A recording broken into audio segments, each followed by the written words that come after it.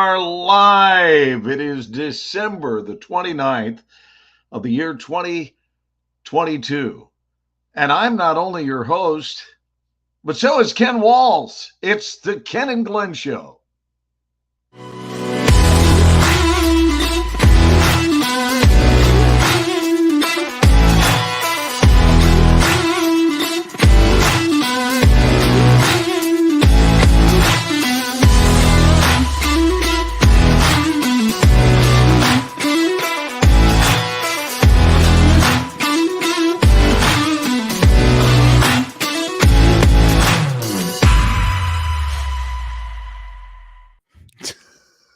And now, without any further ado, put your hands together for Ken and Glenn.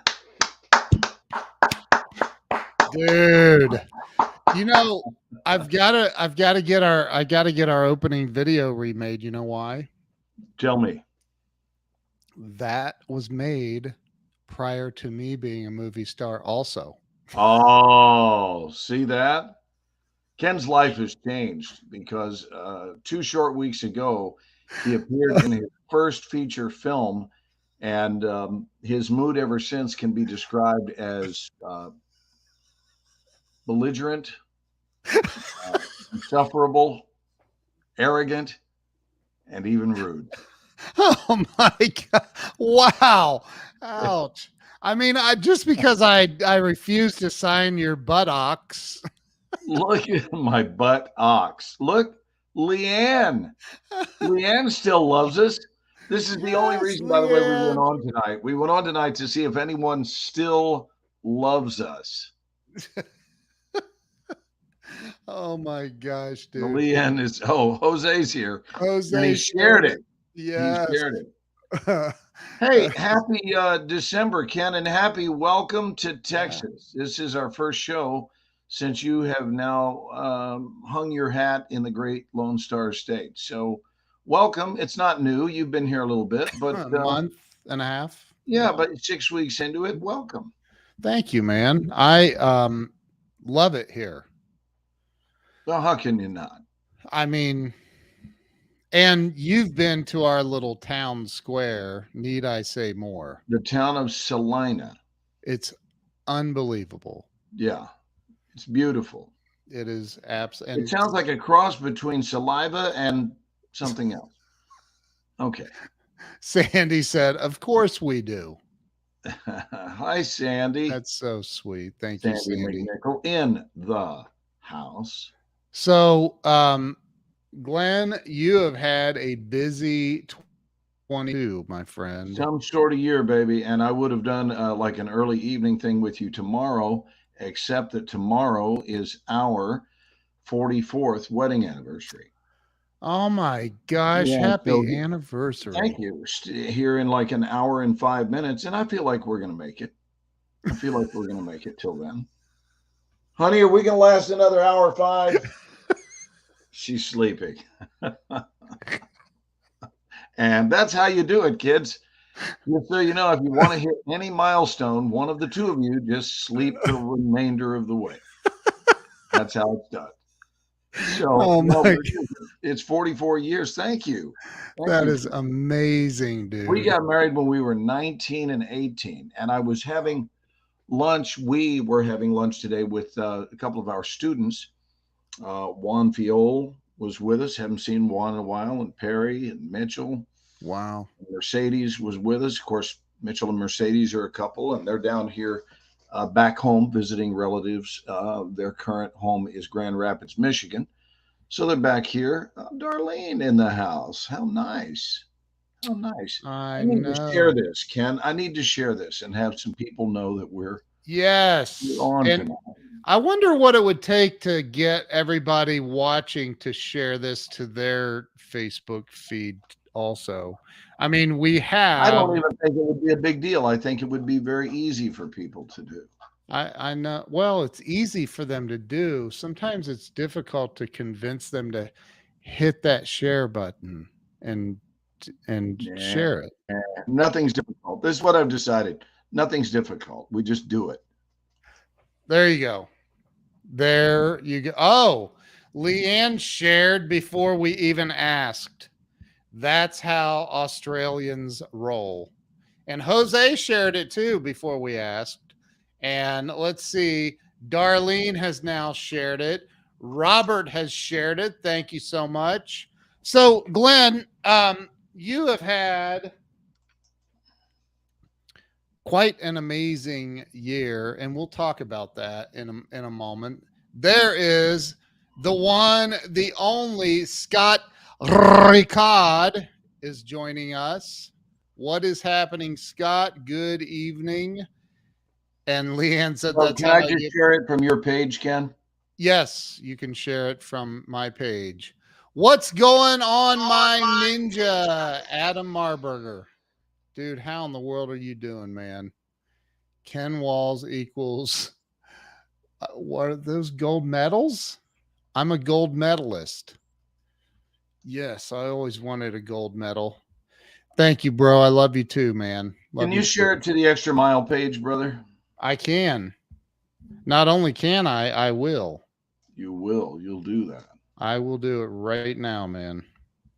Both of them, both Extra Mile pages? Yeah, sure. Why not? And okay. I want to offer a plug that you are interviewing Kara Rayner tomorrow. I am interviewing. Oh, I'm so excited about that. I have no bigger talent than Kara Rayner in the workshop. She's been with us for many years. And Kara, as you know, but your team, your family, our family here may not know this, Kara just completed a lead in a film that Ken is also a movie star in. But Kara was the female lead in the movie. And I was so proud of her because the director, they were looking to fill in some of the slots, and they had some offers out to celebrity talent in Los Angeles. And sometimes you get those celebs and sometimes you don't. And you always have someone ready to go in the event that you don't get the celebrity you dreamed of. And sometimes the budget for a celeb is a little more than the movie has. So they always look at celebs and backups. So that deal fell through, and so it was now available for casting out of the area. Which look who's on, dude! Look who's watching. Oh, Jay's here. Jay, how cool! How wonderful, man! Wouldn't be shocking. Wouldn't be shocking if we had Jay come visit us, and he can share. Well, give us a few minutes. We haven't seen him. Yeah. We got to talk. We got to say hello, and then we'll bring a guest on. But Jay, auditioned several of the actresses, and Kara was the one that was chosen for the role. And so we're really excited. And I don't know, Jay, if Ray is up, but if he's up, let him know. This is the show that Ken and I have done for several years. And we haven't done it recently. We've both been so busy. But I think, hey, Ken, I'm going to go public with this. You ready? Yes. I'm going to make this announcement. I'm ready to roll with the Ken and Glenn show again. Oh, wow. Okay. I'm just saying that. I did not tell Ken that. Did not tell him I was thinking about it. So I'm going to make that announcement. I'm basically dropping to one knee, and I'm proposing to Ken. Right now, I'm letting him know that there has always been a Ken and Glenn that has never ceased to exist. We just haven't been doing the show. But that "and" is a very real thing in my life. This is not said as a joke, brother. I want you to know that Ken and Glenn, the "and" is very huge. And so I want to ask this question. Now I'm going to go deep, if you don't mind. I'm going to go deep. Who is the "and" in your life? And if you're really fortunate, who are they? Maybe it's plural. Maybe there are some people where you say it's Ken and Glenn, it's Bob and Paul, it's Debbie and Betty, it's Bobby and David. And these are people who just are in your extreme inner circle, and they have earned a place there, and you have earned a place in their extreme inner circle. So I want you to know that I took this time away to do the things that I needed to do. And I love this show, and I feel like we can do some really good stuff this year. So there's my happy new year. I'm ready to come back with. Look, Delilah is here. Delilah, come on with it. Come on with it, dude. I'm trying to. Now let me preface this, Jay. I'm going to send Jay the link because I would love to have him come on and talk just to say hi. But Jay, we may not bring you on right away. You may have to sit in the green room and watch. No, we'll bring you on pretty soon. Yeah, I'd love to have Jay. He's awesome. I mean, but I want Jay to reach out to Ray if Ray doesn't go beddy by at 11 p.m. And it's a holiday, so nobody needs to be going to bed at 11 p.m. on the holidays. No, so definitely don't go to bed at every 11. One of us can sleep in. That's right. Dude, I totally, Jay says he's on his phone. That is perfectly okay, my brother. You've got an iPhone. So all you do is open that link up in Safari. And I think he's saying that he's reaching out as we speak. Oh, on his phone to Jay. He's reaching out to Ray is what I think he's doing. Or Ray. So, okay. So you introduced me to Jay. I met Jay first. He was the director, right? Director. Yeah, I still am trying to get writer. All of the and writer of the movie. Correct. And then his buddy Justin wrote the film together, and they allowed me to jump in with them in the writer's room and offer some additional thoughts. And we have a movie, is what we have. So incredible. And so everybody watching, it was filmed in East Texas, and a little town called Longview. Yeah. And I met Ray as well, and I kept getting their Ray and Jay they're kind of similar. Yeah. Well, with Ray and Jay, things tend to go astray. I'm just saying. But depending on what day. Now, let me tell you, if you're ever in the car with Jay, he does this. It's such a goofy Southern thing. It's not original. It's been around forever, but it's whenever you drive by hay, whether it's in a field or on a truck, and you go, hey, it's so stupid. And he actually did it to me in the car. He goes, hey, and I knew what he was doing, and I still went for it. I went, oh, God. Yeah, it's just a funny thing. So for you people who want to just get a nasty look from a loved one or a friend, just when you're driving by hay in a field or a hay truck, just go, hey. Oh, my gosh, that is so funny. Delilah liked that. Delilah's awesome.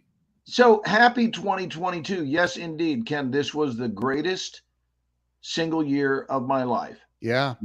And it's so interesting how everyone's convinced next year's going to be better. Next year, can't wait for this year to end. Can we talk about a few of our pet peeves about the whole New Year's thing? Yes. So I have a pet peeve, and my pet peeve. What is your pet peeve? Well, I have several, but I want to air out this one in particular, which is that, and things don't easily chap my butt.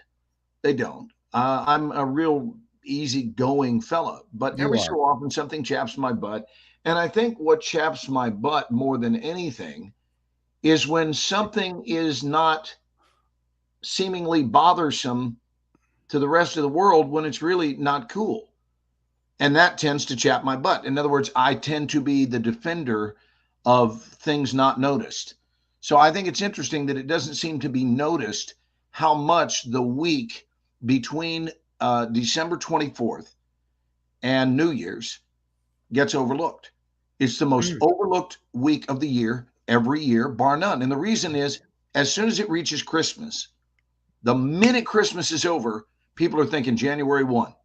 And they start talking about how it's going to be better next year and what we're going to do and can't wait the new year. And we got to get this one out of here. And then there are very few people who will tell you at the end of the year, this year has been spectacular. And, it doesn't have to have set any records in order to have been a spectacular year. What if it's the year you got your butt kicked but learned something? Right. What if that's what the year offered you? You got your butt kicked, but you're a better person for it because you're now crystal clear on what to do or not to do or how to be or not be. And so you've got an education with you going into this new year that you didn't have previously. So you've acquired something. And whether a year is easygoing or has some speed bumps to it should not be the criteria by which we define whether or not a year was a quality year. This was one of those stellar years, but hey, the reality is we still have the 30th and the 31st. It's not New Year's yet. Right. And these could be two of the most significant days of your life. And while I'm at it, I'm going to list two pet peeves. The other one is this idea that January 1st is somehow going to magically create your new life for you. No, it is not. Right? That day is not charged any more than any other day is charged, other than with the charge of your thinking. But here's the deal. I'm going to predict everyone's future in this room at this time. Ready? There's a bold claim. Here we go. If you do the same stuff you've been doing, you're going to have a strikingly similar year. There it is. Just keep doing what you've been doing, and you'll have a strikingly similar year. It may not be identical, but it's going to be damn close.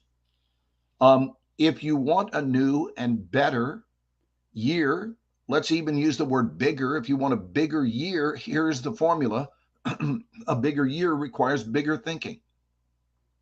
A better year requires increased intentionality, increased discipline, better decisions. You want a better year? Make better decisions.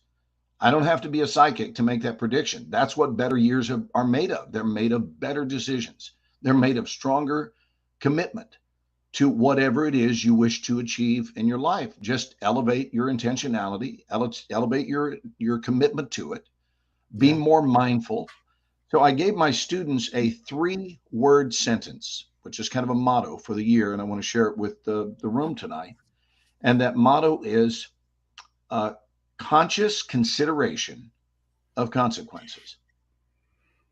Right? Now, the short way to describe that is mindfulness, but specifically 3 C's, conscious consideration of consequences.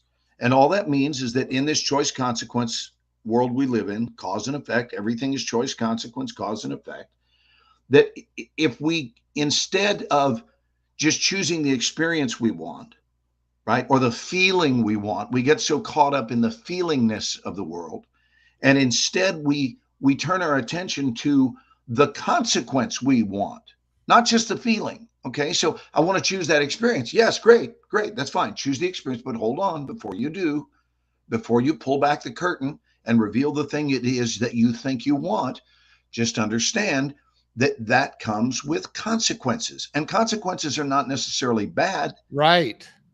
They're just as often they're good. Yeah. But the point is, there is going to be a consequence. There is going to be a price tag, if you will.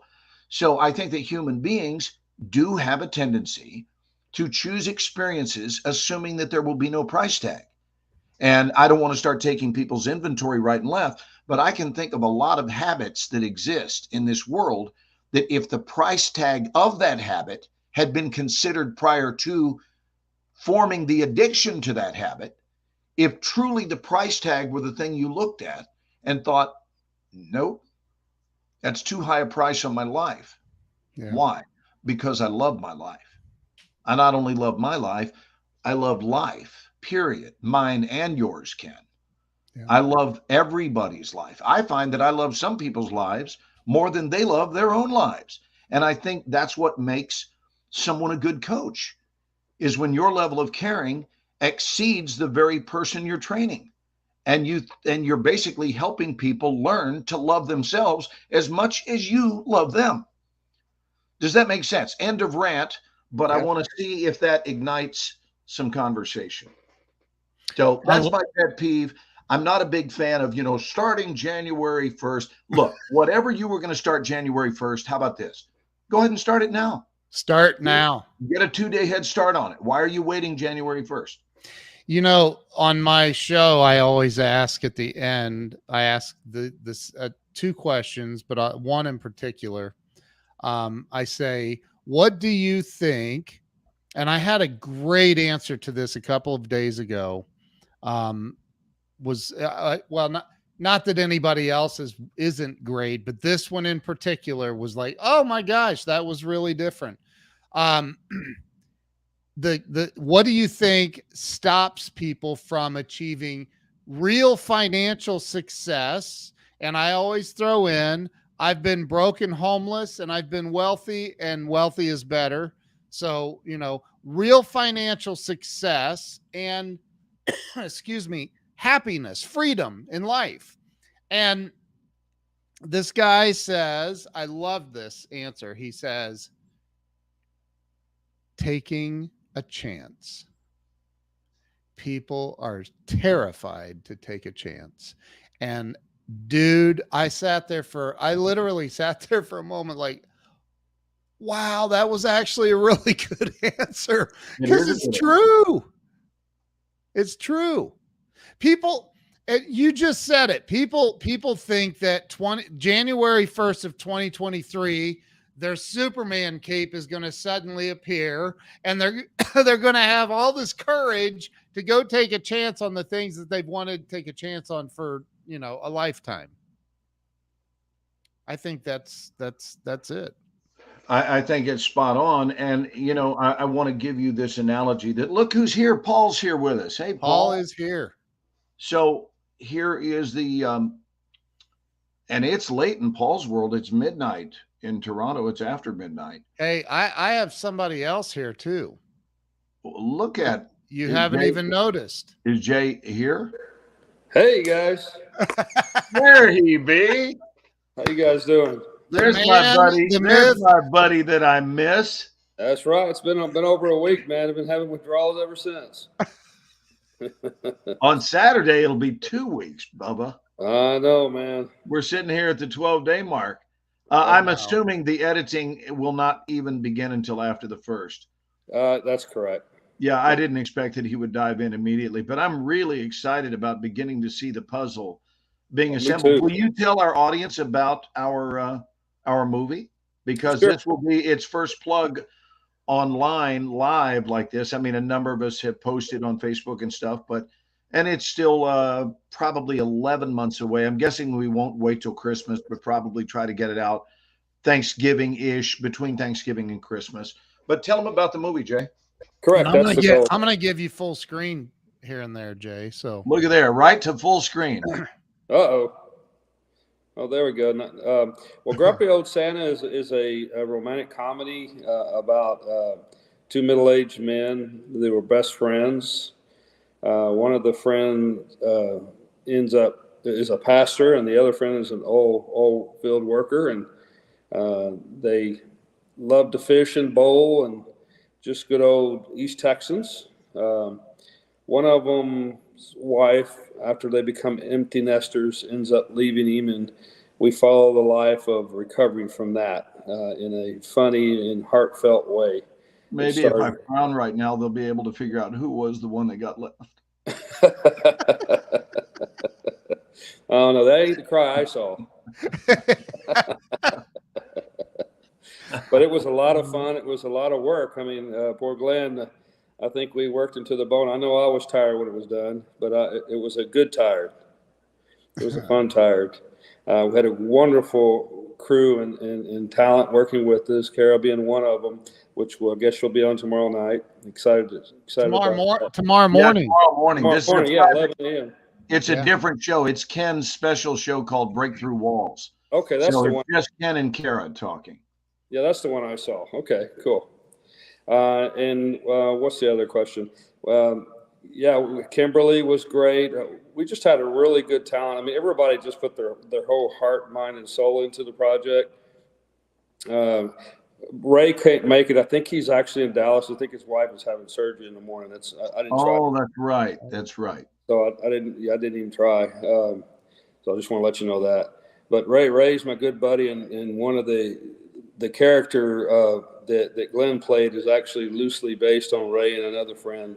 The hardworking, middle class, big-hearted love giant. I mean, is what I'd call them. They'd do anything for anybody to give you the shirt off their back. And I think the story deals with reality that sometimes when people, build their lives around their kids, sometimes a couple can get, they can lose each other.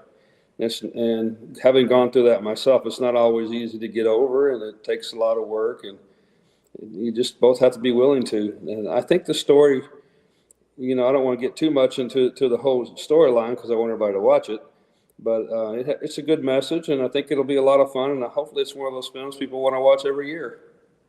That's my goal. Yeah, absolutely. I think in order to hear the Christmas message, they're going to have to get over seeing Ken, who's in the movie in a very small background part, but let's face it, a sex symbol nonetheless. And they're going to have to get over him being a sex symbol in order to really get the Christmas message. Sometimes you have someone with that much sex appeal that comes in, and it temporarily derails the audience from what the intended focus of the movie was.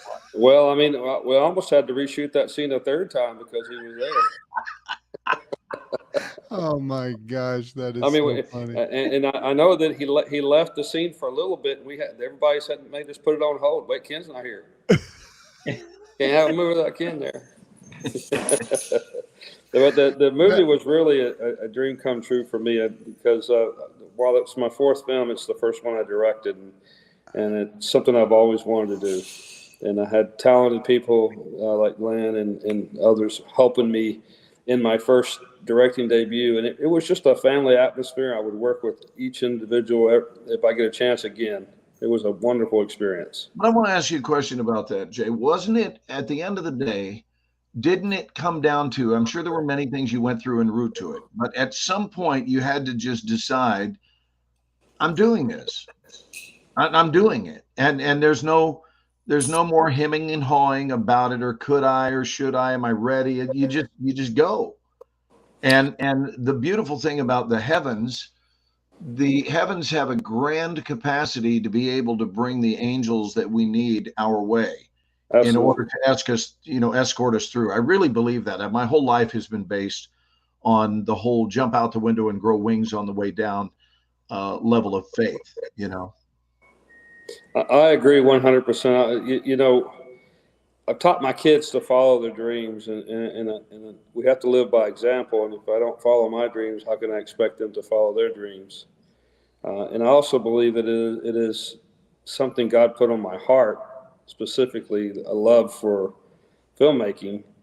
Because when we started off, me and Ray actually started off doing small projects back in the early 2000s, and life gets in the way, and this is the first one me and him have been able to work with in probably 15 years, which was kind of cool. And he had a blast, Ray being one of my best friends. But I think you're right. I think that if it's on your heart and God puts it on your heart, he's going to find a way for you to do it. And I've been blessed to be able to not only come up with a story that I think is compelling, but I also think that people will get a good message out of it too. And hopefully, like I said, it will enjoy it enough that they'll want to see it every year. You guys haven't even mentioned. I've been noticing who you've been posting. I was going to ask Jay if he saw that Bridget is watching. I did see Bridget. No, I want the other big star. You had Glenn. You had another big star that was Glenn's buddy. I mean, that's a pretty big name. Kevin. Right? Kevin Yeah. Tell him about Kevin Farley. Man, Kevin, he is.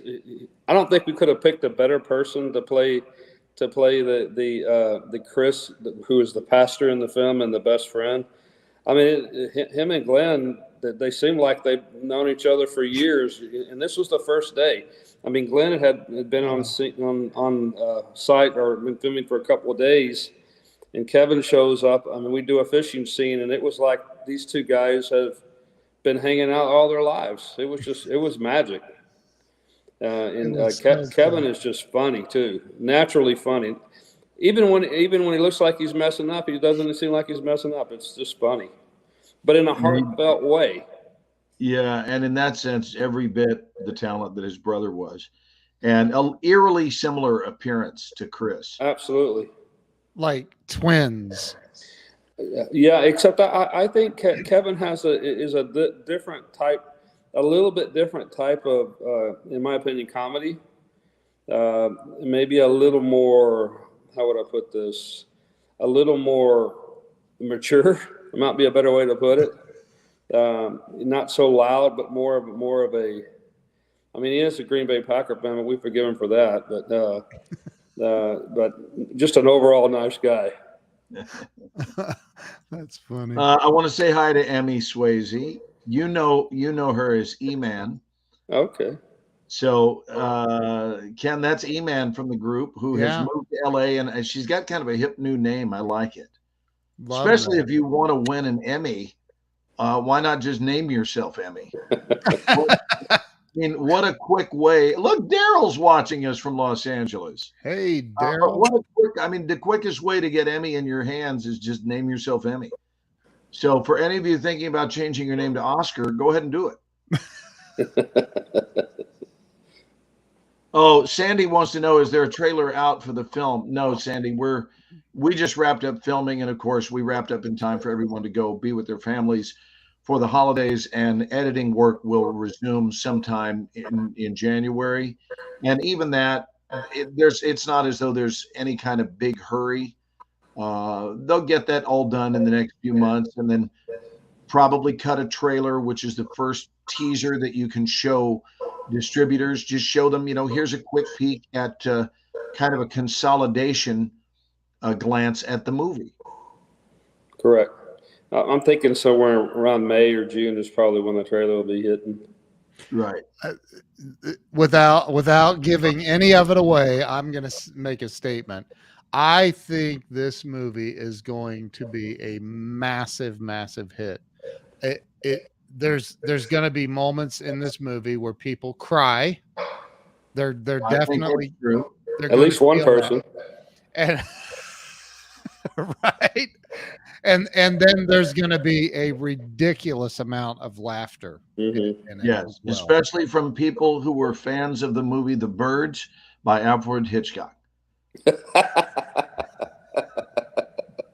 That's a jab at me. That's a little inside joke. I don't get A little inside I joke. don't get it. Okay.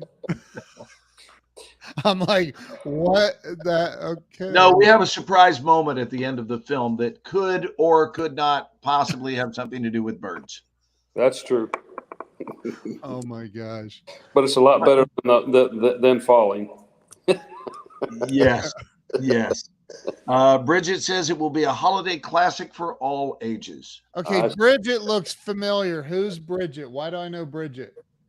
Is she the one that yells at everybody? You figured it out. That's Bridget. Hey, Bridget. Quiet on set. Quiet on the set. You started yelling, and my cat is having an attitude right now. I said, you're the one. She sat next to me at dinner. I said, you're the one that was yelling at everybody all day. She goes, I wasn't yelling. I was projecting. Stage talk.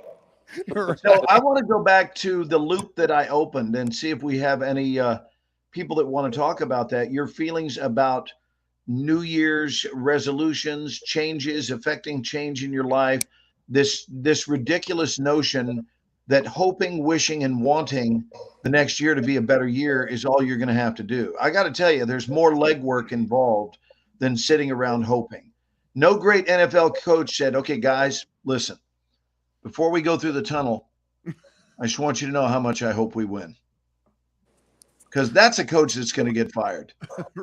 And what I want you guys to spend some more time doing is, I don't care if you lift weights or anything or run any drills, but I would like you to increase your hoping by about 5%. It's an insane thought. So I want to hear some thoughts about this. Here's James is watching. The Phantom of the Opera, ladies and gentlemen. James Barber. And his resolution was what? That I can stay up to watch the show next time. Yeah, he's on East Coast time. Yeah, what are your thoughts on that, Jay? I mean, I'll share my thoughts too, but Jay, I'd like to hear Jay's thoughts. My thought is, if I think you said it. The definition of insanity is to do the same thing and expecting different results, which kind of goes along the same lines. If you want to progress in life, you're going to have to get out of your comfort zone and take a step forward maybe past the comfortable part. The comfortable part's where I think we tend to stay way too often. And for me, for example, that this year one of my goals is to lose a little more weight. Easier said than done, but I know the steps to do it. Now it's just a matter of me doing it. Yeah. And so I think that's along the line of what Glenn is saying. Yeah, but have you noticed that knowing it doesn't make pounds go away? It doesn't. I wish it did, man. I'd be skinny. Man, exactly. If we all knew that, what we had to do, and we stopped at knowing, and we could achieve everything just by knowing it, then no action would ever need to be taken. But that's just not the reality. Knowing, right? and the willingness to you're gonna, I think they talk about no pain, no gain. I think that's true in a lot of things. You're gonna have to take some risks. You're gonna have to get out of your comfort zone. And in my case, I'm gonna have to work out some of my muscles, and they're gonna hurt. I mean, I think your mental muscles is the same thing. You're gonna have to use your mind a little bit. You're gonna have to use your comfort zone a little bit. You got to work them all a little bit. Get out of that same spot. You got to move. Got to move. Action. And can you bring up Paul's comment about 9%? I believe only 9% of people who actually make New Year's resolutions keep them. Most abandon them after 3 weeks. It's important at this time that I share that only 71% of all statistics are made up. On this.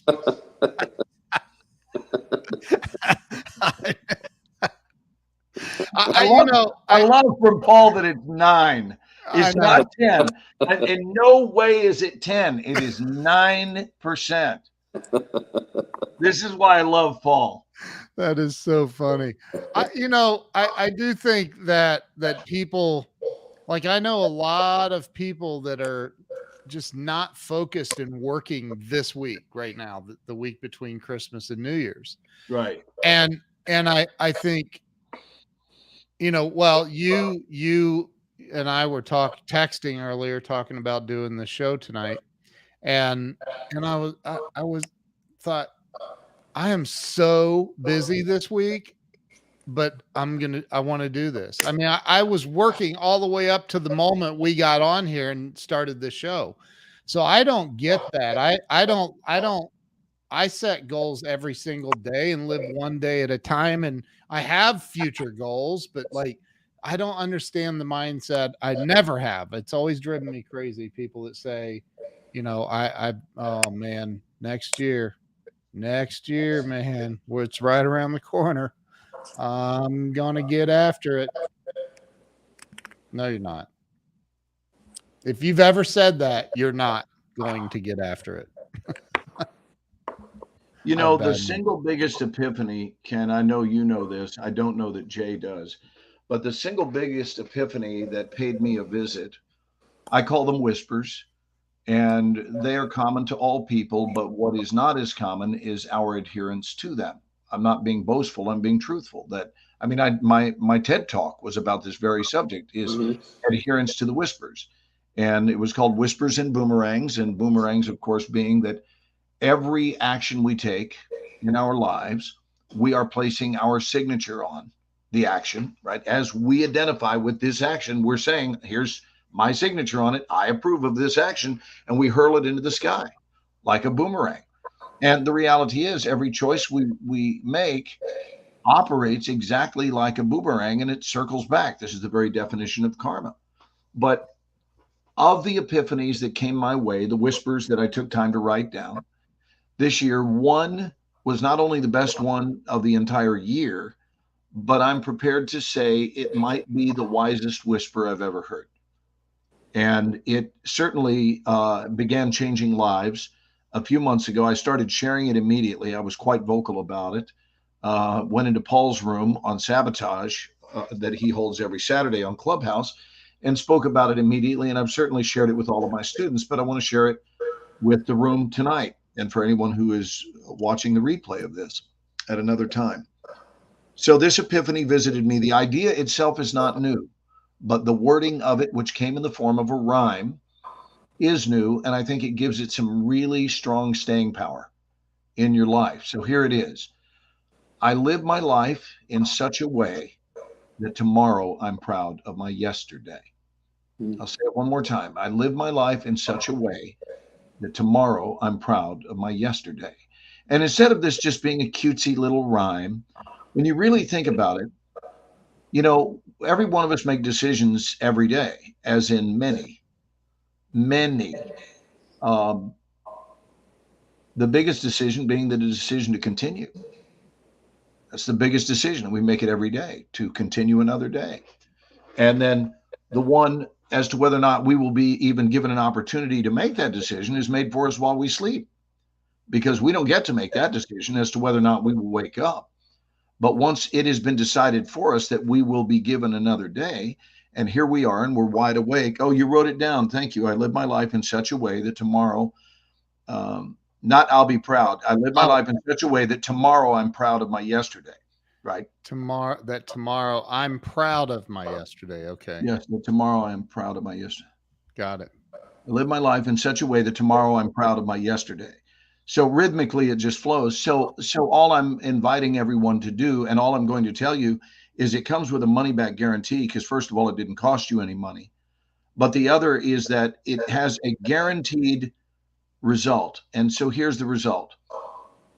Before you make the decision this year, moving into this new year, before you make your next significant decision, just fast forward, get out of the new car smell of the decision. Does everyone know what I mean by that? The new car smell of the decision, like you're falling in love with the newness of it all. And so now you're more smitten by the idea. So you're still caught up in the love affair of the aroma of smittenness. I call it the new car smell of the moment. So instead of doing that, stop and actually teleport yourself to the backside of saying yes. And tomorrow, when you look back on what you said yes to today, does that feel good? Because you have such an edge when you wake up in the morning. You have such an edge if your first order of business is not to unravel yesterday and yesteryear off of yourself. You have such an edge if you wake up right here, right now, available for this moment. You're not upset with how you behaved last night. You're not upset with what you did last week that you've been lying about. We're not trapped in yesterday, or even worse, yesteryear. And sometimes those yesterdays, when not addressed, not only become yesteryear, but a lot of years, plural. And so we're entangled with so many yesteryears that there's no way we can possibly be present for this moment, because we're still hung up in our chronic opinionitis of who it was we were a year ago, 5 years ago. Maybe we never forgave ourselves because we divorced somebody and we don't feel good about that, or whatever it might be. Maybe you owed someone an I'm sorry. Maybe you owed them an I'm sorry. Maybe it would have been more correct for you to say, I deeply respect and admire you, and I love you. And instead, we waited till they died. And then we thought it would be a good idea to send them flowers to communicate that, which I think is called out of sequence, right? So instead of saying I love you when they're alive, you send them flowers when they're dead. And I'm not knocking sending someone flowers. What I'm saying is, do it while they're breathing. Whatever you're going to do, think in terms of a current relationship more than what your posthumous relationship is going to be with someone. So again, I'll say it one more time. I live my life in such a way that tomorrow I'm proud of my yesterday. This alone, and I should say adherence to it. And Daryl, just so you know, this is what I would have talked about at the commencement. This is what I was planning to talk about. So I will speak about this at next year's commencement. So Daryl runs a college in Southern California, and I have been his designated go-to guy for many, many years. And I couldn't make it this year, nor could he. Both of us had to do other things at that time, and COVID shut down the 2 previous commencement years. So I'll wrap this up very quickly. Again, I'd like to hear some thoughts on this. But listen, Ken, if I can take action in this moment to spare someone some pain, I want to help everyone watching this show. I want to help everybody in the world, for that matter. I'm a visionary.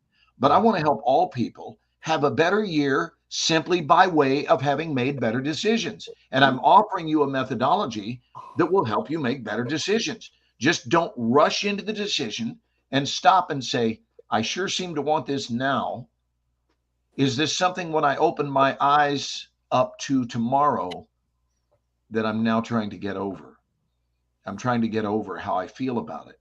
I'm trying to get over the crappy tone that I used, right? So the next time before you raise your voice at someone, the truth is you actually love very deeply. Quit giving yourself permission to do that in advance and start, being a rageaholic over people, but instead stop and realize I wouldn't want someone raging at me. Right. So how is it that I can approve of myself to rage at somebody else? Anyway, it's excellent thinking. I live my life in such a way that tomorrow I'm proud of my yesterday. You live by that and that alone, I will promise you a better 2023. And that's a wrap. School is out. That's good. so true. I mean, it's so true. Well, it certainly resulted in a silence. We're soaking it in. Yeah. Well, I'm curious what people are thinking in the chat, Ken. They are loving this. Flowers are for the living. Love the words of wisdom. Thank yous are also for the moment. Yeah. Thank yous. I love yous. I apologize. How can I be of service? These are all very elevated terms of not only endearment, but terms of engagement. They engage people. And I tell you what, that whoever came up with that phrase, pride goeth before a fall, seriously knew what they were talking about. My wife and daughter are in Ohio right now visiting her mom. And we have, as you know, we have a small farm. I'm kidding. It's not a farm, but we have 2 dogs, a rabbit, and a fish. I think that equals a farm. And a cat. Oh yeah, the cat.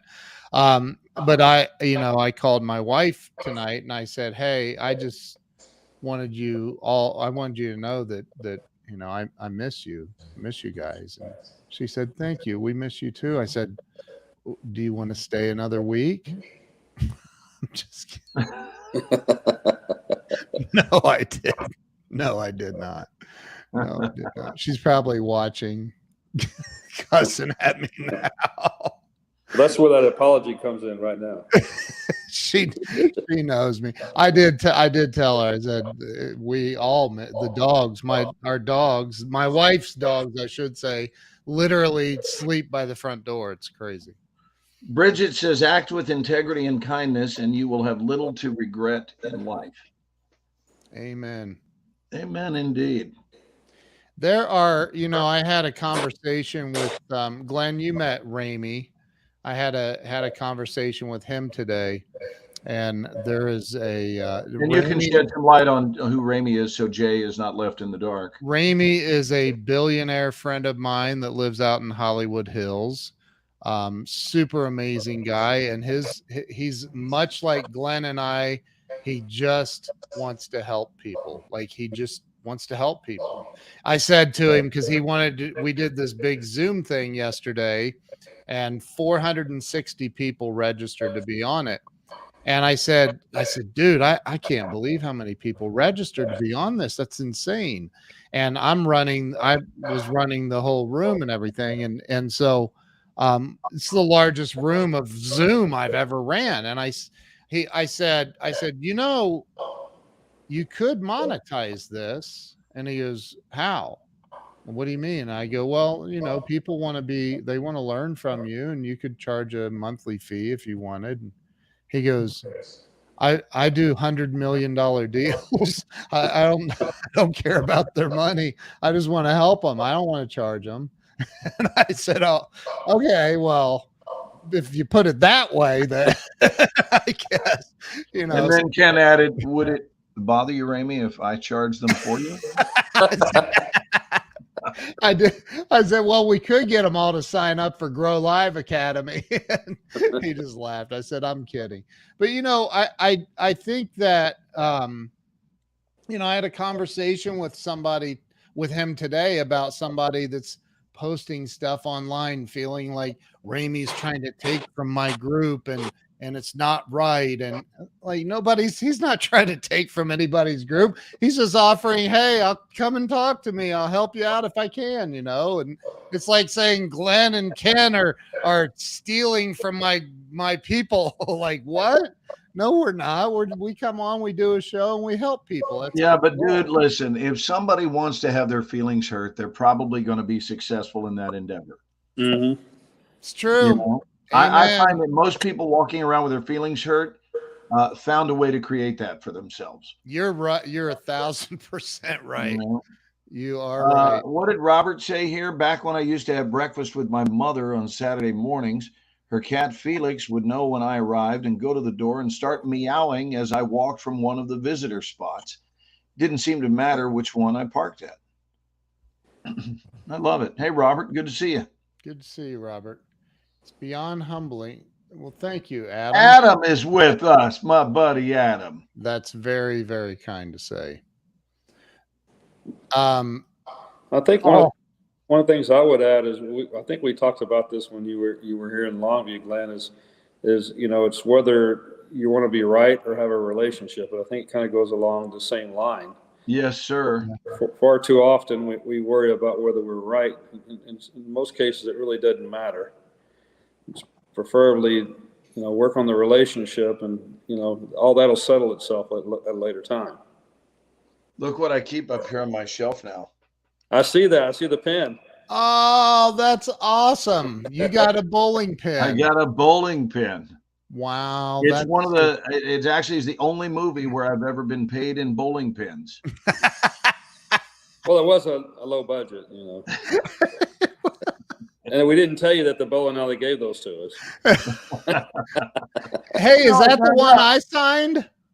Yes, probably. And you know what? I found out. Here I am, 63, had no idea. Do you know this, Ken Walls? Do you know that bowling pins make amazing kindling?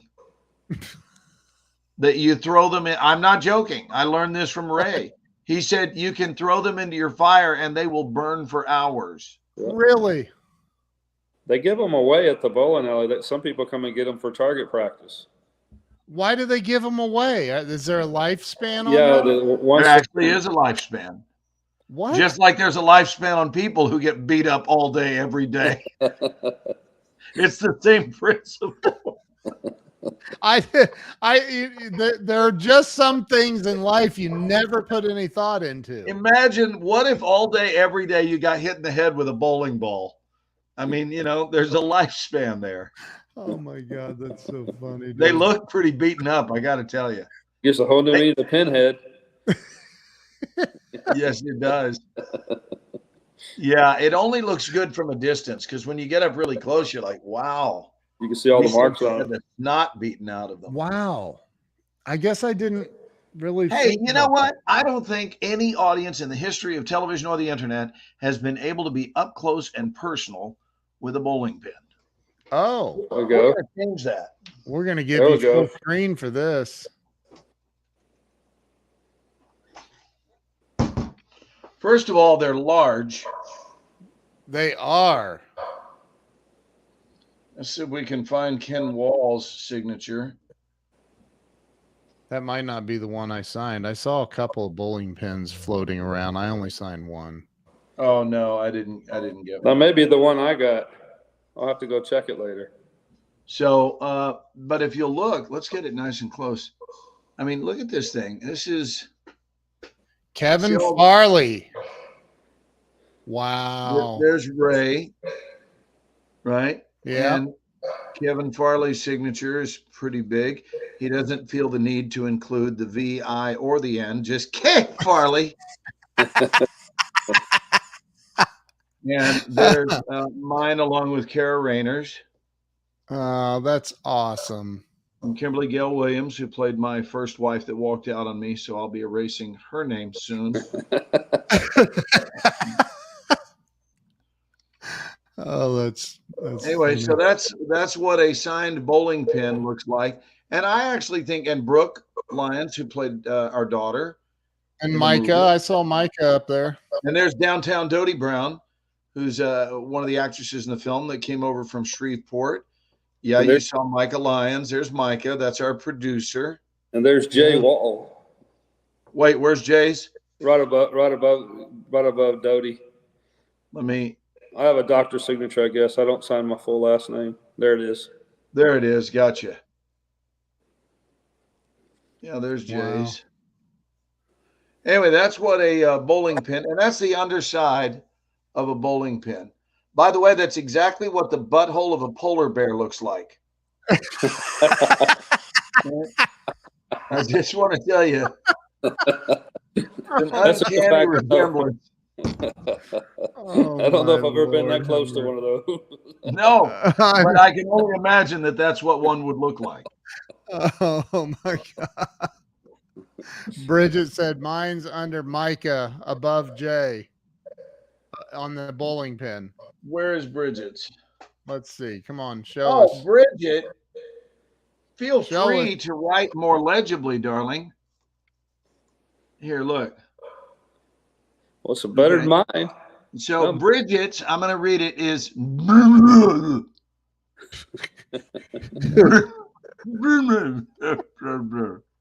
Bridget, come on. We want to see your name. You have beautiful writing. Let's see the whole name.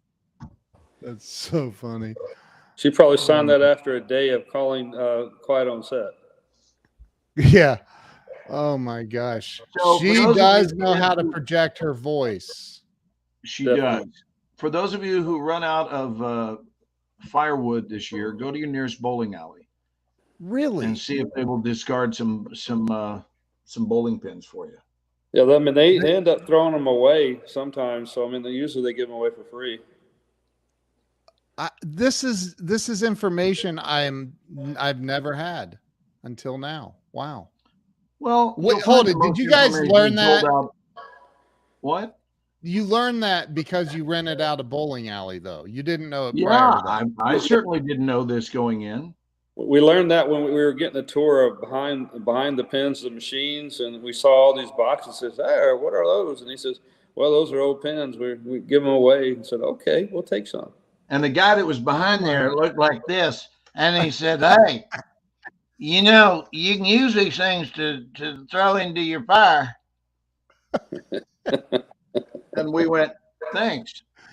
Oh my gosh. So, you know, Glenn does do this one character that I absolutely love. Have you ever seen? And ironically, the character's name is Jay. No way. Now I got to see it. His name really is Jay. Here's the deal. Jay loves meteorology. He loves the weather, and he lives in Nashville, Tennessee. And he moved there from Knoxville because he wanted to be closer to the station. But he called me and he goes, "Oh my God, I love the weather." He goes, "I just love weather every day. Every day it's different. It changes." And now that I'm part of the weather team, I get to talk about those changes on the air every day. So yeah, it's a friend of mine named Jay Mercer. He's a cool dude. He also is one of those people that feels the need to identify himself when he's calling me, as though I have an abundance of Jay Mercers in my life. I know immediately when it's him. Hey, Adam. Happy end of 2022 to you, brother. Who is the best bowler out of the three? I don't know the answer to that. Well, Glenn's a pretty good bowler. Glenn is he is. I may or may not have had a couple, 2 or 3 or 5 gutters. Well, Glenn had a couple gutters too. We'll have to. I'll put that out there. Oh, but he did bowl for 5 days. I mean, we were doing nothing but bowling for 5 days. So it's interesting when you haven't bowled, because I'm a good bowler, but a good bowler needs to practice, because when I got back on the lane, I haven't thrown a ball it's got to be 10 years. And I remember the first few tosses I was going, this hurts. And it was hurting my fingers and hurting my back. Well, that and the balls that we were using probably weren't the right size for you either. Yeah, that's true. We were using house balls. Great to see you guys sharing. I haven't listened in a year or so. I'm not sure how I've missed your show. Wow. Well, thankfully, Well, Bridget, we got those strikes on camera. Yeah, we've got lots of good strikes on camera. That was fun. Hey, Ken, why Yeah. don't you share that video you shot since it's still the holidays? The video I shot. The video of us singing by the tree. Oh, yeah. Oh, that video I shot. I think it'll warm everyone's holiday beverage cup. I think you are. Sandy the has only fun- gone bowling 3 times in her life. Wow. Correct, Mundo. Hang on, I'm opening the. Let me find it. Oh yeah, it's only 1 minute and 11 seconds long. So, All right, I'm It going to needed send this to be little cup of holiday joy out to all of you. This is right after we finished filming the final scene of the movie. It's not the final scene in the movie, but it was the final scene we shot. Kara and I took a walk because I so enjoyed singing next to her since we are a couple in the movie. I loved her voice, and we were harmonizing this, but it was in a large group, so we decided to go sing Silent Night, just the two of us. So here's Silent Night. Well, hold on, we're not there yet. My wife or texted not. me. I had to text my I'm wife. sorry, what I back. meant to say is here is extremely Silent Night. So much so that you're not going to hear it at all. They're gonna. There's Silent Night, and then there's extremely Silent Night. Oh my Lord, have mercy! That is so. Like Jay, Ken, and I used to do several of these a week, and we had our standing date with Scott McCain doing the Ken and Glenn show with a guy named Scott, and we did it every Sunday for a year. Oh, nice. Sunday evenings. Yeah. We had a set time slot and everything, and a nice following. It was a lot of fun. It was a blast. Well, you guys seem like you have a good time on the show. Well, we love each other. That was very obvious from the day I met Ken. And unashamedly love each other. We're pretty crazy about each other. Well, that's good. We are. Here we go. With an emphasis on the crazy part. Wow. I mean, that's what makes it fun. Here Enjoy, we go. everyone.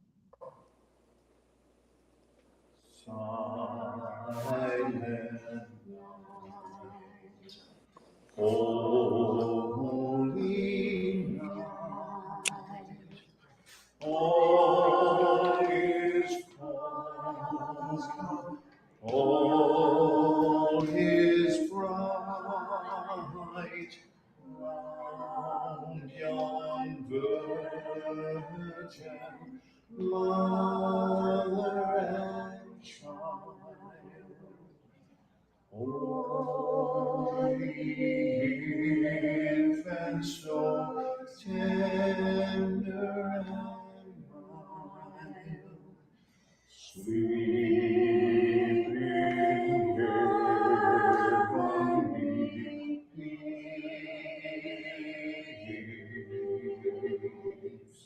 Sleep in heavenly peace. Amazing. You know what I love more than anything is Kara's irreplaceably toothsome grin. Right at the very end of that, she goes, "It's so beautiful." Yeah, she started to applaud too, and I cut it off right there. I should have captured that moment. Well, a more experienced cinematographer would have done that. Yes, that's true. I hate. Hold it, Jay, you're muted. Jay, you're muted. I'm sorry. I had to mute you. There was a clicking sound I was picking up. Unmute yourself down at the somewhere. Somewhere you unmute yourself. It may have There been you me. go. May have been me doing the clicking. Sorry. Yeah, that's all right. I was gonna say, hey, could you pretend for a moment that we are? What's that called when they're getting the room sound? Room toned. Yeah. Room tone. Yeah. And anyway, yeah, that was a beautiful. So I walked out. I was actually going out to look for the bathroom, and I come around the corner and they're finishing singing that. And I stood there listening to the last 10 seconds and I went, you guys have to do that again. I got to go get my phone. I'll be right back. And they're like, go get it. And it was amazing. I was like, that is unbelievable. It really was amazing. Bridget is yelling at us silently. Did you see that? I don't say. We ripped up. She's so good at that too. Oh my gosh, she's good at Bridget, how are you, honey? How have you been since we wrapped up? Oh, yeah, thank you, Adam. I'll tell you something. That was my first experience. It was amazing. Absolutely amazing. Well, it's a good group of people. It really was. Yeah. And it was really cool to finish our last scene at my church. That was pretty cool. How was your Christmas Eve service, Jay? It was wonderful. They even had me get up and read something, which I'm not real comfortable doing, but it was nice. You read at the service? Mm-hmm. Beautiful. Yeah, it was a nice candlelight service. It really What was. did you read? Did you read a Christmas story of some sort or a verse? Yeah, or what did you read? they had it broken down into 7 pieces, and I read the part where Mary was being visited by the angel. And did you do that at the early service or the late night? I did the candlelight? 6:30 one. Yeah. I would have driven out there to be with you, but we had family that had come into town. And I didn't know they were coming in when I saw you, and I made a mental note. That's why you heard me asking Greg when the service was, because I thought it would be fun to surprise you and just show up. Oh, he would have But loved then we it. had family come in from Atlanta, and they just left today. So we stayed put here instead. And it was pretty full service too, which the early candlelight services usually are because people tend to come a little earlier. Yeah. So it was a nice service. That's awesome. Do most of the churches there have a Christmas Eve service? The Methodist Church tend to, and there were some other churches that were also having candlelight service. I don't know about all of them. I know my dad's church, they didn't have anything that Saturday or Sunday, but they're a small church, and the pastor went to see family somewhere. So it really depends on the size of the church, I think. Right. Daryl, can you highlight Daryl's comment? So Daryl's asking about the name of the film. The current working title is called Grumpy Old Santa, and it is a story about so many things, really about the seasons of life. A couple that is facing being empty nesters who divorce shortly after their daughter heads off to go to college, and it's about the attempts made to get on with life and to speak the truth about what you're feeling with a best friend. So it has elements of everything from tears to laughter to truth to triumph to reconciliation to healing to rebirth to new birth, all of that. I think it's got a little something for everybody, frankly. And I think that's a good thing. Someone will find something redeeming about it. Everyone will find something in it that speaks to them. It's amazing. It's really amazing. Sandy played the Virgin Mary in high school. Oh, nice. Yeah. Her claim to fame. I know a lot of people who played virgins in high school, but most of them really weren't. Oh my God. I just want to mention that the whole performance of being a virgin was pretty common in high school. Not to take anything away from you, Sandy. I'm sure that yours was the real deal, but I was just looking for a cheap laugh. She was looking forward to this movie until my stupid comment, and now Sandy and I are on the outs. I don't believe it. Sandy's my friend. She's not. That is so funny. She said, I set myself up for that. Oh, that is so funny. Holy crap. Glenn knows no filters. Well, and I do. I just often know. don't choose to use them unnecessarily. I think filters should be used sparingly. That was hilarious. That was funny. Hey, Bud, I need to skedaddle. I just wanted to sort of tease the audience a little bit tonight and let them know that Ken and Glenn do not, we're not done. And I'm offering a little resurrection here, my brother. I love it, man. I'd like to do some excessive Ken and Glenn outings in 2023. Now that we're not stuck in our caves and we're out interacting with people. Yeah. I think it's a lovely thing. I remember driving around Nashville and you were holding the phone. I was driving, but we did a live stream from my car. Yes. In Nashville. I have a feeling Kevin Farley would be a guest on your show. I believe you would too. I would love to have, and Jay needs to be on my show. Jay. Okay. Love to have you on. I'll send you the scheduling link, Jay. Would love to have you on. Okay. Hey, you know what? I started the show almost 5 years ago now. And I started the show to help people get unstuck. And I literally was going to call the show Getting Unstuck.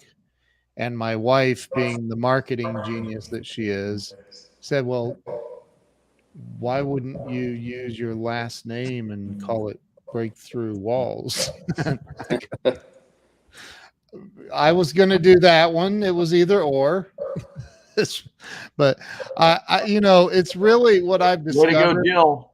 I know what I've discovered is everybody has a story, man. And just the little bit of time you and I hung out with Jay, talking over by the pond when they were doing the truck scene. Should I have said that? Whoops. Anyway, that's fine. But you know, you've got a story. I mean, you're a successful business person. I know that if you own a business, you've been through the ups and downs of owning a business. Roller coaster ride. Yeah. And so it's just about, I get people to come on and tell their story, their life story. Like, where were you born and raised is where it starts. And we just go from there. And I love doing it. I love listening to people's stories and hearing how they overcame all the crap and you know, came out on top. So I think you'd be a great guest. Thank you. I'll try to sign up for it. I'll send you the link. Okay. Awesome. And let's get Kevin Farley. Go have a Sprite. Huh? I just want to announce I'm going to go have a Sprite or a 7-Up. What about Whataburger? No Whataburger at this time of night. They're open 24 hours a day, Glenn. I know, but I haven't had a 7-Up. I've had like one all year, and I'm in one of those kind of moods where only a Sprite or a 7-Up will suffice. Well, can you remind the audience what you said at the church about God, country, and Whataburger? Is that what it was? Well, that God is the first priority of my life, and then right afterward is Whataburger. Right? My priorities are there, but they're, and it's pretty close. I'm very reverential with regard to my feelings about Whataburgers, especially since I discovered the new Patty Melt. Oh, they're good, right? Oh man, they'll hurt you. Are they? Yeah, they really are. Yeah, the Patty Melt is the deal. There's a Whataburger 17 minutes from where I'm sitting. Just saying. And I know they're says God, Whataburger, then family. I'm pretty sure that's the correct priority. Yeah, but there's something you like more when it comes to fast food joints. Jersey Mike's. You're talking about Chipotle? Jersey Mike's. Oh, Jersey. No. I'm No. a former Jersey Mike, man. Jersey Mike's laid me out. Oh, what happened? Have you not? Don't you remember that I was laid out with food poisoning? Oh, And it was a Jersey Mike's outing because this particular, I don't want to badmouth all Jersey Mike's. I'm sure they're good. I ate at them for a couple of years. But the Jersey Mike's that I ran into in Savannah, Georgia, seemed to feel the need to, well, how can I put this? They didn't feel the need to refrigerate their mayo. Why would you want to do that? Why Wow. wouldn't you want to leave your mayonnaise out? oh, And no. it humbled me. Raise your hand out there in Ken and Glenn land if you've ever had food poisoning. Food poisoning is one of the most unpleasant things on the planet. Now, the good news is it tends to not last more than about a day. But for that day, you'll spend most of the day wishing you were dead. And it was in the middle of the shoot. And I had the day off, but this was when I was doing Panhandle. And they needed me to go down to wardrobe for a fitting for something I was wearing the following day. And I called and I said, with apologies, let me describe this because I want to get really visual with it. So I'm in bed in Savannah and I'm looking over at my bathroom, which I very much need to get to like now, right? Some of you have had those now alerts, like not in 30 seconds, but now. And you look in the bathroom, which is 6 feet away, 6 to 8 feet, and no exaggeration, it feels like it's a mile from my bed. A mile. Oh my God. Because I'm looking at it and I'm questioning, can I make it there? I'm talking about that kind of sick, where you're doubled over and you're shaky and you're freezing, Yeah. and you get there and you strain to turn on the water. And so I turned on the water in the tub and I spent the next 10 hours in the tub because I couldn't move. I was hurting so badly. And it's the only time in my life when I've experienced this. So for those of you who don't have a significant other in your life, I feel for you because I just learned what it's like for the first time in my life to be sick with no one to help me. Because I'm in a town where I don't know anybody and there's no one to call. And all I did was lay there and feel horrific. But I did text our department and said, I cannot be at the wardrobe fitting. It's humanly impossible. So fortunately, 24 hours later, it blew through. But yeah, I picked that one up from Jersey Mike's. Oh, so yeah, we're not going there. Not to that one anyway. Right. Wow. Yeah, just check on their mayo. Has anyone ever spent an entire night in a bathtub? I'm curious. No, Not an Am I entire. the only one? I've never done that. Okay. Wow. I've known of people who spent more than a night, but that's because they were dead.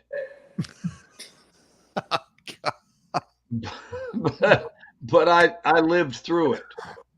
Can I, before we end Oh this, wait, Glenn, Randy's saying yes, absolutely. She has spent more than a night in bed or in a bathtub. before we end this, I want to tell a quick little story. It's one that you have heard, Glenn, because you were actually there. Why would you tell this story when mine was so uplifting? I want, because I think that we need to end it on. Because we were going downhill. So we were in Longview, Texas, and Glenn asked me to run by his house before I came out to pick up something.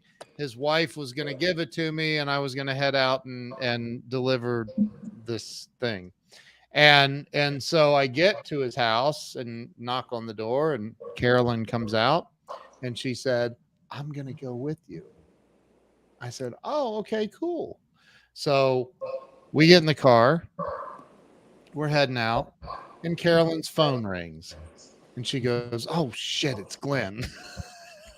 She does. I'm sure it's the only time she's ever thought to say that, but she says No, that. whenever she's with another man, she answers and goes, "Oh shit, it's Glenn." That is so funny, dude. So she answers, and I'm in the meantime, I have the GPS going on my phone. It's talking through the cards, and I, you don't think of the GPS is going to tell you to turn right at the next stop sign, and so it starts to talk, and I'm like, shut up, and I'm trying to, and she's, because we're trying to like surprise Glenn. She's trying to create the illusion that she's still home. Yes. And so even my turn signal, I didn't use it at a very critical spot.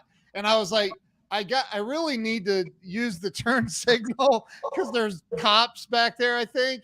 But I'm going to risk it and not use the damn turn signal because we don't need Glenn going, it kind of almost sounds like you're in a car. Have we had a turn signal installed in our house? So, and I'm thinking all of this stuff. Meanwhile, she's talking and you guys are talking about whatever. And I'm like, oh my God. And so you asked her to, or you needed something. So she's like, go back to the house. I'm like, oh my God. And so I'm like, hold it. Where's the house? I'm thinking, oh my God. And she's like, no, turn right. And I'm like, okay, hold on. I'll pull it up on the GPS. And I pull your house up on the GPS again. And it starts talking again. I'm like, so guys anyway. fooled me though, because I had no idea. You had no idea. It was You could see it in my eyes when I turned around and saw her there. I was shocked. Totally. You about crapped. But anyway, so later that night we're having dinner and we're at a Texas Outback. And we walk in and Glenn walks up and gives his name and they're like, okay, it's about a 40-minute wait. I'm like, well, that's ridiculous. So we sit down and I go, Glenn, I think it's time we use the Hollywood superstar movie star thing, man. Like 40 minutes at a freaking steakhouse in Longview, Texas. Come on, man. And he goes, don't. And I go, hold on. I look over at the host station and Glenn, the guy's like looking over at Glenn, and he's looking back, and he's looking over at Glenn, he's looking back, and he's got his phone. I go, that dude recognizes you, man. And Glenn's like kind of ignoring me and the situation. I go, he's Googling you, dude. He's Googling you on his phone. Glenn is so freaking cool about it. Obviously, it's happened thousands of times, but I've never seen it happen. So the guy's Googling Glenn. I could tell. And then the guy walks over and he goes, excuse me. And I'm like, told you, I knew it. And he goes, Glenn, and he puts his hand out. He goes, I just want to say it's a great pleasure meeting you. And Glenn goes, oh, nice meeting you. And Ken is sitting there going, is there any way this joy could translate into us being seated? I mean, it's great that you know the guy and everything, but what about us dining at a quicker pace? I said, oh, no, well, that comes in a minute. So Glenn goes, where do you know me from? He goes, oh, I just finished the whole video game, Call of Duty video game, and blah, blah, blah. And they talk for a minute. And I go, hey, could I ask a question? He goes, sure. And I go, can you check that list and see if you can change that 40-minute wait number to something way sooner? Maybe check it even twice and see if you can find out who's been naughty or nice. He says he didn't even say anything. He just went over to the station thing and magically they had a seat available. A couple minutes later. Like it literally was not even 2 minutes. It was crazy. And then everybody's walking up. Like this other kid that worked there walks up and he goes, Glenn's in mid bite of a steak and he's taking a bite and the kid walks up and Glenn looks at him. He goes, I hate to be this guy, but not so much that it wouldn't allow him to be that guy. Didn't hate it that much. He said that. I hate to be this guy, but could I get a picture? And he literally has his phone like this. He's like getting ready to take a selfie with Glenn and Carolyn and me in the background. And Glenn goes, hey, I'm happy to take a picture with you when I'm done eating, and I'll get up and we'll take a good picture. But can you wait till I'm finished eating? And the kid's like, it's like he all of a sudden he's like, oh yeah. And so then later this couple comes up and they're like, the wife extends her hand to Glenn, and this was touching. It literally brought tears to my eyes. She says, Glenn, I just want to thank you for all of the years of amazing entertainment you've brought into our home. And I was like, oh, come on. This has to stop right now. Cause I was like ready to cry, and her husband shakes his hand, find out it's the chief of police and Kilgore. Yeah. The chief of police and his wife from who then turned around and attended our movie shoot a week later when we were doing the Christmas Eve service. There they were in the church pews. Were there? Yes. I didn't see them. They were sitting right behind me. Oh my gosh. I did not see them. So they were sitting right behind me. I always love the comfort of having a guy directly behind me with a pistol. No, he was a good dude. Yeah, they were all. It was just a good dude. So incredible. Hey, Sandy, this is a private moment between Sandy and myself. She said she didn't want to talk about it, so I'm not going to ask her about her experience in the tub. But the fact that she doesn't want to talk about it confirms for me that she totally gets why I was in the tub. The fact that she does not want to talk about it says everything. So, Sandy, thank you for your compassion. Thank you for your understanding. And yes, my dear, I'm sure we had the same thing occurring for both of us. Wow. That is a rotten feeling. So I hope none of you experience food poisoning. In fact, I hope this is the healthiest year of your life, all of you. Amen. How about that? There's my wish for everyone's 2023. Amen. May it be a healthier year, but not because you got lucky, but because you became very intentional about it. And you decided, I'm going to take the steps required to have it be a better year. And you'll have a better year. You will have a better year, but only by doing that. Totally. All right, Ken, I'm going to go get a soda. Jay, I love you, brother. Good to see you again. Love you Jay, too. What are you doing for your New Year? You just chilling at the lake? Got my family coming over. Going to have a little New Year's party. Nice. Got nothing to do? Come on. When the weather is a little better, can I bring Mr. Walls out with me to the lake? Absolutely. He would enjoy seeing your place. Hey, I'll be out Saturday, Jay. I want to see this party. Well, come on. 7:38. This is when we'll start. All right. God bless you guys. Hey, don't leave yet. I got to play the outro. Oh, that's right. So hang on, Jay. I want you to see this. Hang on. Okay. And then All Ken right. will have you come into our private room here. Happy Good night. New Year. Happy New Year to everybody. Good night. Love you all. Thank you all for being here, and have a blessed and happy New Year. Stay safe. Happy New Year.